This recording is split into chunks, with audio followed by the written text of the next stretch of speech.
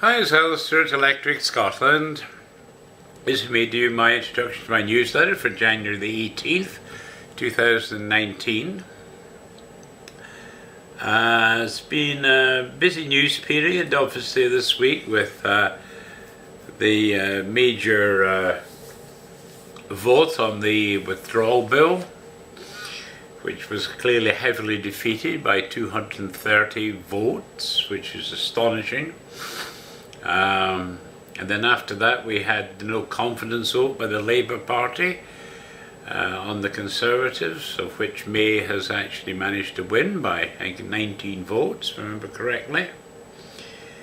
And now she's got to come up by Monday with a new deal. So it's all a bit of a disaster, really. Well, I mean, it's a victory for the Conservatives and Prime Minister May, I suppose, but frankly, we're no nearer getting a resolution on this Brexit deal. So, I don't know. I think it might end up with another referendum, because clearly our members of Parliament, on the whole, are unfit to run the country, can't decide anything, don't know how to compromise, or anyway, they're just totally useless. So I think they're going to put it back to the British people to say, look, we're in a disaster area, we don't know what we're doing, please tell us what to do. Of course, we've already told them we just want out, but they don't seem to listen to the people anymore. So maybe we need to tell them even more forcefully, we told you we wanted out, and now we'll vote 60% for out. Just leave. But I don't know, it's, I don't know. I mean, to be honest with you, there's a lot of good members of Parliament around, but there's certainly a lot of useless people, pathetic people, who seem to only want to know about how does this affect me personally. I don't care about the people. I want to know how it affects me personally. And frankly, it's time we sorted out the members of Parliament. In fact, the only way I think we can do it is that the people of Britain need to start joining the political parties. So if you're a Conservative supporter, join the Conservative Party. If you're Labour, join the Labour Party. Join the SNP. And then when you join the party, you will get a say as to who you will select to run for the party in an election. And that way, you can deselect the people that have voted against you. So if they fought the election on the basis that we leave the EU and now they won't support that vote, you need to deselect them and select someone who will back it. And to my way of thinking, that's the only way forward for the country, is for the people to get more activated and actually select only people that will actually back what they're running on. So that's my view. Of course, that's not going to help us at the moment, but should we get to another general election, I think that's why you need to join now, because there's going to be another general election and you've got to get it right, guys and gals. Anyway, that's my view of things. Now, I've made a wee note, just out of interest. I noticed that Chatham, Kent, where I live, in Chatham here, in Ontario, in Canada, has been ranked as one of the top places to visit by Expedia, apparently. So I thought you might like to read a bit about why they thought this area is quite good. And of course, if you do want to come up and visit, please feel free to pop in. I can even put you up for a night if you want. So I've given you a link to read the wee article from the local Chatham news service, and if it strikes your interest.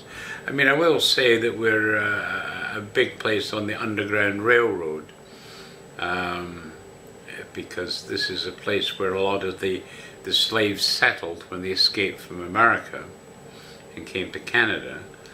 And we're also got a huge classic cars centre here. Got some beautiful beaches, absolutely gorgeous beaches. So if you just want to sit out in the sun and soak it all up in the summer, then this is a great place to come. And Of course, we're obviously in the two Great Lakes, so there's lovely rivers as well here, so great fishing and whatnot, good golf courses for that matter. So plenty to see and do in the area. So anyway, and I'm also reminding you about the fact that this is the Burns suppers will be starting very soon now, probably as early as next week. So you might want to look at your local paper or check the St Andrews Society, because most of these St Andrews Societies will do a Burns supper event, and you can buy a ticket for that, and even take a group of you, get a table of 8 or 10 or something like that. It's quite often sold, so you can get a group of your friends all go together, and you'll get good Scottish fare to eat, and probably a good whiskey or two that you can taste. So, and also I put a wee link to our Robert Burns page, because on there you can actually listen to some Burns suppers, actual Burns suppers being done. So all in all, you can learn a lot about what goes on there before you actually attend. So that's what I've got for you. So anyway, on to the news for this week. I started up by highlighting a story about Sophie Kennedy Clark, she's an actor. She struggled to find an agent after film school, but now she's racking up the roles and finding inspiration in the life and work of Hollywood rather. Hollywood icon Mary Pickford. And there's an interview with her by Alistair Harkness, so I thought you might like to read about her. There's a few pictures of her on the article. It's in the Scotsman. Then the next one I picked was 9 lesser known Scottish towns and villages that are worth the visit. And one of them, by the way, is St Monans in the East Neuk of Fife, where I stayed for a couple of months and took tons of pictures of that area. So I put a link to the article again on the Scotsman, but if you want to go to my site and Google St Monans, and you can look at some lovely pictures of the area. Okay, the next story is the supposed cliff edge of leaving the EU or WTO terms is another millennium bug. It says no deal is the best deal for Britain. A report from Economists for Free Trade. Then the People's Friend, 150 years without upsetting or offending. It says when the People's Friend was first published 150 years ago, it vowed it would contain nothing with the slightest tendency to corrupt the morals either of old or young. According to Editor-in-Chief Angela Gilchrist, the longest running women's magazine in the world is still sticking to those founding values. That's a BBC article. The one from Brexit Central is, the EU is no land of milk and honey. Let's be optimistic about our future as an independent nation. Then I've got one from Think Scotland, which is headed Just Leave. He said, I'm fed up to the back teeth of Brexit, and I suspect I'm not alone. I'm fed up to the back teeth of our elected politicians, and I suspect I'm not alone either. So, Parliament sinks May's EU divorce deal by 230 votes. That's the next story. And then we have salmon, sturgeon, and the end of an era for the SNP. Said that at this acute point, the once impressively unified, disciplined SNP have become embroiled in a huge high-powered divide between its two main figures, that's sturgeon and salmon. Certainly it's got potential to go out of hand a wee bit, that. So you might want to keep up to date on that one. Then Dumfries Bakery lands World Scotch Pie title. The little bakery in Dumfries saw off the competition at the 20th edition of the award. So good on them. Then Robert Burns Murals, a series of vast murals depicting the epic Robert Burns poem Tam O'Shanter have been created for one of Glasgow's leading arts centres. So some good pictures there. It came from the Scotsman, that one. Then another one from Think Scotland is May lost the vote, Labour lost its integrity. This is taken from Labour's 2017 manifesto on Brexit. Then another one from the Scotsman, the Theresa May survives bid to force her from office. Then one from Brexit Central, democracy is in danger as our political leaders seek to subvert the Leave vote. Then one from the Express, support for Parliament plummets as Brexit chaos reigns. So it's 3/4 of voters say the crisis-hit EU departure process has shown that the current generation of MPs are not up to the job. Just what I said at the very beginning, just not. Calls for haggis emoji to be introduced ahead of Burns Night, and that's the final story I've got for you this week. Okay, on to tell you what I've got on Electric Canadian. I've got the Canadian Archive report for 1891. I've got the Canadian Annual Review of Public Affairs for 1914, beginning of the war. And Canadian Fishermen, I've added volume 6. And then I've got Descendants of James Leslie, Captain, 13th Regiment of Foot. This was provided by Barry Leslie, which you can read. I've created a PDF file. He sent me various notes, so I've compiled it all together into a PDF. Obviously, Barry keeps researching letters from all over the world, and this particular one obviously was worked in the UK and obviously Canada as well. Then, Perth on the Tay, A Tale of the Transplanted Highlanders. It's by Josephine Smith. This was published in 1901. But a really interesting wee book that. I read it and enjoyed it. Then William Notman. It's a photographic pioneer. And you can read about him at a link I provided in there. Now this is one, the OAC Review, that's Ontario Agricultural College. I've basically came across this by searching for periodicals on the Internet Archive, and frankly they're very interesting. But I went a bit further to try and learn a bit more about what was going on here, because obviously this is University of Guelph, took over the Ontario Agricultural College, and they've done a really good job there. So this is some information on the publication and links to copies of it for you to read. I've downloaded about 5 or 6 actual PDFs and put them on the page, but I've given you a link so you can go to the Guelph Archives and download additional copies there if you wish. And also I've given you a link to the Internet Archive, where there's about 292 issues I think there. Because obviously they have holidays, each is not every that they issue an issue, but I think 8 issues in the year I think is about the average.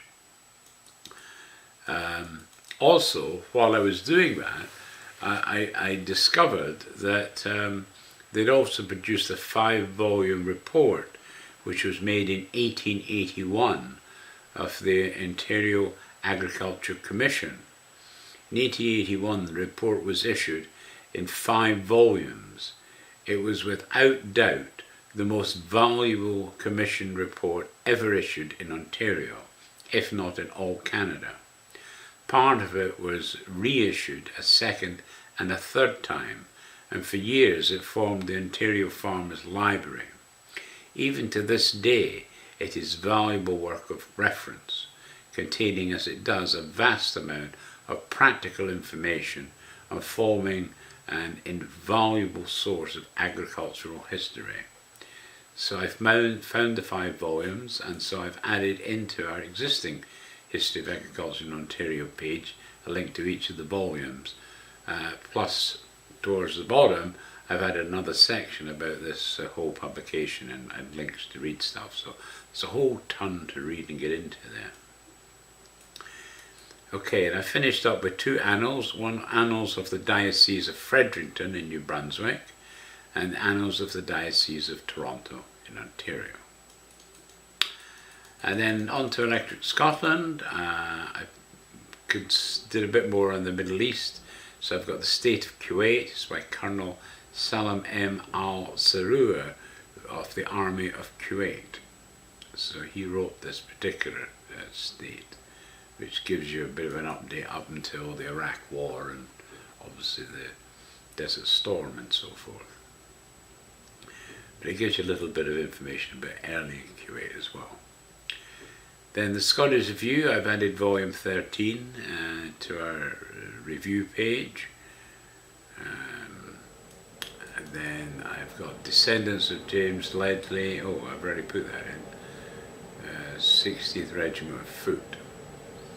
James Ledley was a captain in the 15th Regiment of Foot. He served under Amherst at Louisbourg and Wolfe at Quebec, and was twice wounded in the American War. So I've got a book about it. Tayside Songs and Other Verses by Robert Ford. Remember, Robert Ford doesn't write it, but he's a great compiler of poetry, and he's found some really good stuff all over the place. So that's a link to this book. Then the Isle of Lewis. I've added a few videos to our Isle of Lewis page, so I've given the link so you can view that.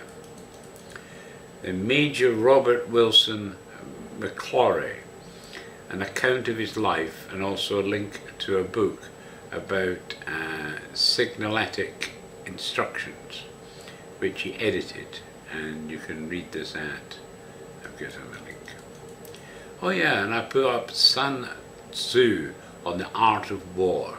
I've seen reference to this so many times in my history, and I just thought at last, I'm going to download that book and add it to the site, because there's so many references to it all over the place, so I thought maybe you might like to read that. It's the oldest military treatise in the world. It was translated from the Chinese by Lionel Gillis, who was an MA. Then Fletcher of Saltoun by G.W.T. Ormond. I will say that this book about him is because he was very active during the Union of the Crowns period. So it's fascinating just reading the book, because it gives you a feel of what went on during that period and how Scots reacted and how the English, for that matter, reacted. So it's really a fascinating character who was a fairly big player during that Union of the Crowns period. And then I've got another one, is Rose Neath, Past and Present. It's a book that was produced in 1893. Then Dreams o' Haim by James D. Law. He's a Scots-American who mainly writes in the Doric language. And so you can read that book at a link I provide for you. Then Shetland Islands. I came across a series on YouTube. With my Kojiko system, I've got a box which one of the options is called TVO. When you click on that, I get to choose Netflix or YouTube or other areas and stuff where I can just watch movies or series and whatnot. And the other night there, I just picked YouTube to see what was on, and up came an offering which was about these medics in Shetland. And I thought, oh, that looks kind of interesting. So I thought I'd view one. In fact, I ended up watching 3. They're all about 40 minutes in length. So, but I was fascinated because while they're following the doctors in the hospital, clearly this is a place where oil rig workers land in to get out to the oil rigs and stuff. And of course they're doing some little pictures of life in Lerwick, the main town. And I used to go to Lerwick. I went to Lerwick, I think, 6 times. I went once a year for 6 years because I used to work for Carnation Foods. And Carnation Milk is basically an emergency supply. They have to stock a certain amount of that because if people can't get in to get food out, basically evaporated milk was like a staple. And so they always had to stock a reasonable quantity of it. And while we would phone them every month to take an order from them, the company felt that we should at least make a personal visit once a year, at least, because it always meant a flight to get up there. And so I went to the Shetlands and I went to Orkney as well, and we also did the Western Isles. So I was in each of these places 6 times during my 7 years with Carnation Foods. So I enjoyed it very much. And as I say, I like the fact that it's the head doctor there, not exactly a specialist, but he says we have to deal with absolutely everything. Whereas in a big hospital in Glasgow or Edinburgh or whatnot, he said they got specialists in all kinds of areas, but up here said we can't employ specialists. So we have he said, well, that's what I love about living here, because he said I can treat all kinds of cases and I learned so much. And all our young doctors, he said, I can teach them how to do these jobs which in a bigger hospital they might not come across at all, or not in practice anyway. So it's great listening to the people, and obviously you see some of the residents coming in for various things. And I don't know, I just enjoyed reading it. So I put a link to the first episode on my Shetland page, and I think when you've watched it, it will give you an opportunity to watch the 2nd, 3rd, 4th and so on if you wish to read more or view more of them. So anyway, I just thought you might enjoy that. And I also noticed while I was on my page another YouTube video disappeared, so I replaced it with another general one on the Shetland Islands. Okay, and then the final one I've got for you is Annals of Lodge Fortrose. This is Lodge number 108 in Stornoway. It was compiled from the Lodge records by J. Campbell Smith.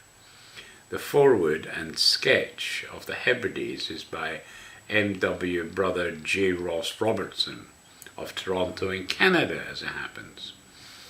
It says this volume has been printed, published and presented to the Brethren of Lodge Fortrose, brother J. Ross Robertson, most worshipful past Grand Master of the Grand Lodge of Canada, etc., etc., done in 1905.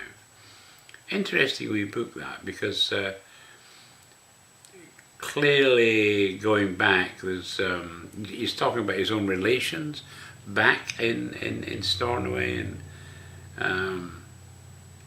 and he's giving a bit of a sketch of the area as well, of the island as well. So this is the Western Isles of Scotland. So I thought, you know, in general, while you're a Mason, you might well be interested in reading it anyway, but as a historical tome, I think it was really interesting. And then the story I've got for you is, again, it's quite a long one. It's about 2/3 of the newsletter, I would say. It's the Scotch Farm Labourer. It was taken from the Scottish Review of 1889, and I've kind of OCR'd it in. But it's basically trying to tell you about how the Scotch farm labourer worked and lived and so forth. So I find it really interesting, so I hope you will too. It's going back a few years for sure. I mean, 1889, well, you know what life was like back then if you read anything to do with history. So I thought you might find that quite interesting. I certainly enjoyed the article myself. So anyway, that's it. So that's it for this week. And as always, if you want to make any comments, feel free. And I'll put a link below the video to the actual newsletter where you can get all the links to all these stories and stuff. Okay, so you take care. Have a good weekend when it comes. Bye.